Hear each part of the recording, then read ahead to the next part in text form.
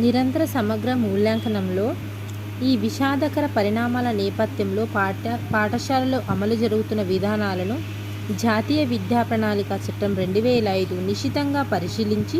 తక్షణమే విద్యా ప్రణాళికలు, పాఠ్య ప్రణాళికలు, పరీక్షా పద్ధతులను సమూలంగా సంస్కరించాలని పేర్కొంది.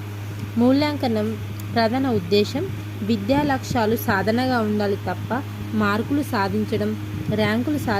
ర్యాంకుల కోసం పోటీ పడడం కాదని స్పష్టం చేసింది. విద్యా హక్కు చట్టం 2009 కూడా విద్యా లక్ష్యాల సాధనకు కృషి చేయాలని, తరగతికి నిర్ధారించిన సామర్థ్యాలను సాధించాలని, తద్వారా పిల్లల శారీరక, మానసిక, సాంఘిక, ఉద్వేగ, ఆధ్యాత్మిక వికాసానికి తోడ్పడే అభ్యసన అనుభవాలను కలిగించే బాధ్యతను ప్రభుత్వాలు, ఉపాధ్యాయులు తీసుకోవాలని